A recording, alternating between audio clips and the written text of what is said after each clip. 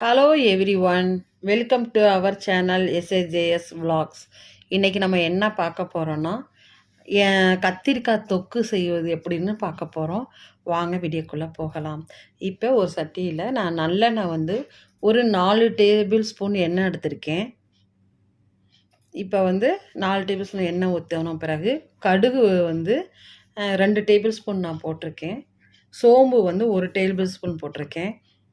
பூண்டு ஒரு 4 பூண்டு நான் நச்சு அதையும் எண்ணெயில் போட்டு நல்லா வதக்கிக்கிறேன். இப்போ வெட்டி வச்சுருக்க ஒரு 4 வெங்காயத்தையும் பொடுசாக அதையும் எண்ணெயில் போட்டு நல்லா வதக்கிக்குவோம். கொஞ்சம் உப்பு போட்டுக்குவோம். உப்பு போட்டால் கொஞ்சம் சீக்கிரம் வதங்கும். இப்போ மூடி வச்சிடலாம். இப்போ பாருங்கள், நல்லா வதங்கியிருக்கு. பார்த்துக்குங்க, ரொம்ப நம்மளுக்கு முருகலை ஆகுதுன்னு தேவையில்லை. ஒரு கண்ணாடி பதத்துக்கு வந்தாலே போதும். இப்போ வதங்கின பிறகு நம்ம எண்ணெயில் மிளகாத்தூள் 1 ஸ்பூன் போட்டு வதக்கிக்கிட்டால் கொஞ்சம் கலர் கொடுக்கும். இப்போ தக்காளியும் 2 பச்சை மிளகாவும் நம்ம அதில் போட்டுக்கலாம். தக்காளி ஒரு 4 தக்காளி நான் எடுத்திருக்கேன். அதையும் நல்லா வதக்குவோம். தக்காளி நல்லா வெந்து நல்லா மசியணும். அப்போ தான் டேஸ்ட்டு நல்லாயிருக்கும். அப்போக்கு அப்போ கொஞ்சம் கிண்டி விட்டுக்குங்க, இல்லைனா அடி பிடிச்சிரும். நல்லா இந்த தக்காளி எல்லாத்தையும் மசிச்சு விட்டுக்குவோம். இது ரொம்ப அருமையாக இருக்கும். இது நீங்கள் சாப்பிட்டு பாருங்கள். சுடுசோத்தில் போட்டு பிசைஞ்சு சாப்பிட்லாம். தக்காளி தயிர் சாதத்துக்கு நல்லாயிருக்கும். சப்பாத்திக்கு தொட்டுக்கலாம், ரொம்ப நல்லாயிருக்கும். இப்போ நான் கத்திரிக்காய் ஒரு 1/4 கிலோ கத்திரிக்காவை பொடிசாக வெட்டி வச்சுருக்கேன். அதையும் போட்டு நல்லா வதக்கிக்குவோம். இப்போ தேவையான அளவு உப்பு போட்டுக்குவோம். ஏற்கனவே வேறு உப்பு போட்டிருக்கோம். இப்போவும் பார்த்து உப்பு போட்டுக்குங்க. இப்போ நல்லா கொஞ்சம் நல்லா நம்மளுக்கு வதங்கட்டும். அடுப்பை ரொம்ப ஃபாஸ்ட்டில் வைக்காதீங்க. ஓரளவுக்கு மீடியமாகவே வச்சு வேகட்டும். அப்போ தான் அந்த கத்திரிக்காயில் போயிட்டு அது நல்லா வெந்துச்சுன்னா நல்லா அருமையாக இருக்கும். நம்மளுக்கு தக்காளியும் வதங்கும். ஃபாஸ்ட்டாக வச்சா எல்லாம் அடி பிடிச்சிரும். அப்பைக்கு அப்போ கிண்டி கிண்டி விட்டுக்குங்க, இல்லைனா இதாயிரும்.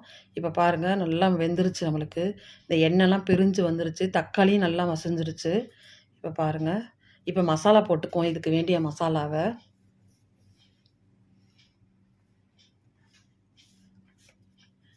இப்போ மஞ்சத்தூள் 1 ஸ்பூன் போட்டுக்குங்க. மிளகாத்தூள் ஏற்கனவே 1 டேபிள் ஸ்பூன் போட்டிருக்கோம். இப்போ போட்டுக்குங்க 1 ஸ்பூனு. இப்போ மிளகு ஒரு அரை டேபிள் ஸ்பூனு, கரம் மசாலா ஒரு அரை டேபிள் ஸ்பூன் போட்டு அதையும் நல்லா வதக்கிங்க. இனிமேல் இந்த மசாலா பச்சை வடை போகணும். அது அளவுக்கு நம்மளுக்கு வதங்கினா போதும், ரெடி ஆயிரும். இப்போ கருவேப்பிலை கொஞ்சம் போட்டு நல்லா பிரட்டி விட்டு மசாலா எல்லாத்துலேயும் நல்லா சேர்கிற மாதிரி நல்லா இது பண்ணிக்குவோம். பிசைஞ்சிட்டு நல்லா அடுப்பை ரொம்ப சிம்மில் போட்டு மூடி அப்படியே வச்சுட்டா இந்த எண்ணெய்லாம் பிரிஞ்சு வந்துடும். அதுக்கப்புறம் நம்மளுக்கு சுவையான கத்திரிக்காய் தொக்கு ரெடி ஆயிரும். இப்போ பாருங்கள், நம்மளுக்கு ரொம்ப அருமையாக வெந்துருச்சு பாருங்கள். என் சேனல் உங்களுக்கு பிடிச்சிருந்தா லைக் பண்ணுங்கள், ஷேர் பண்ணுங்கள், மறக்காமல் சப்ஸ்கிரைப் பண்ணிடுங்க. நிறைய பேர் பார்க்குறீங்க, சப்ஸ்கிரைப் பண்ண மாட்டேறீங்க. கண்டிப்பாக ஒரு லைக் கொடுங்க. இது எப்படி இருக்குன்னு சொல்லி கமெண்ட் கண்டிப்பாக பண்ணுங்கள். இது ரொம்ப அருமையாக இருக்கும்.